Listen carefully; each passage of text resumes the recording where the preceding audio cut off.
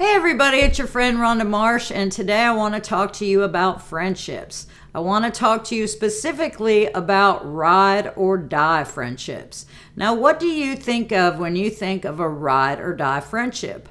I think of somebody who's going to be there through the thick, through the thin. They're going to be there when the times are good, when the times are bad. They are never going to leave you nor forsake you, right? Well, that's a nice thought, but don't count on it, because people's loyalties, I have learned, have only come as far as what you have to offer somebody in their life. Like when I made my total transformation and I quit going to bars and I stopped drinking, I didn't hear from those ride or die friends anymore, which I thought I had 100 of them. I heard from none of them practically. And that's okay.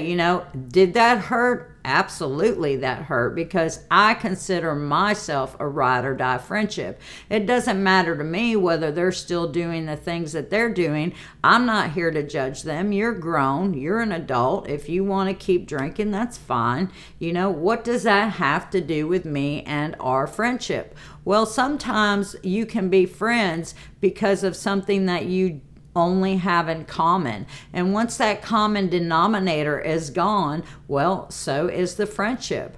Like the other day, I was out in public and I was sitting at a table with a friend, and somebody that I considered a ride or die friend passed me, just walked right past me, looked at me, saw me, did not acknowledge me at all, did not say, hey, did not say a word, just acted like they did not know me. And I was like, wow, it kind of surprised me. But then you know what? I started thinking about a couple things in the past, and I kind of thought, you know what?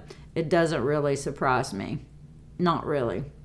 So not everybody out there is for you to make it. Not everybody is rooting for you to succeed. Some people are just faking it and telling you that they are, but they're really not. So you got to know your circle of friends. And, like Trent says all the time, the smaller my circle, the greater of loyalty is in it.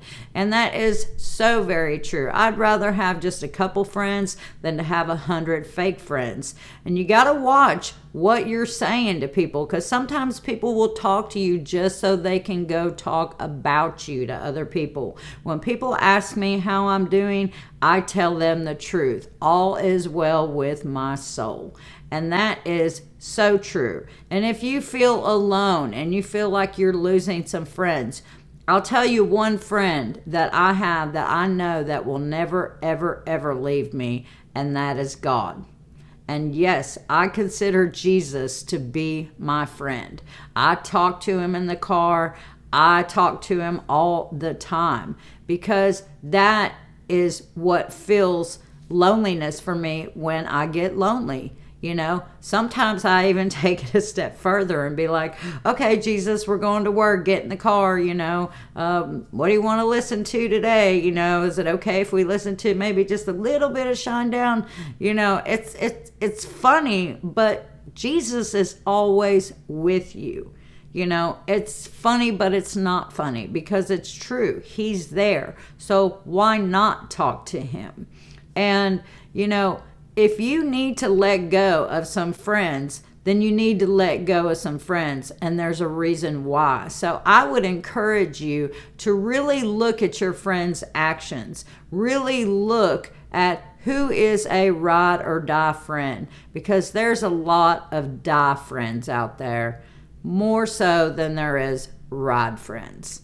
And I love you guys, and I want you guys to have peace on purpose.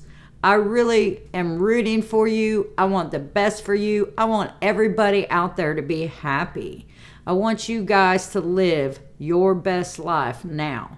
So if that means losing a few friends so your life can get better, then that's what it means. And I hope you guys have a blessed day, and always, always have peace on purpose.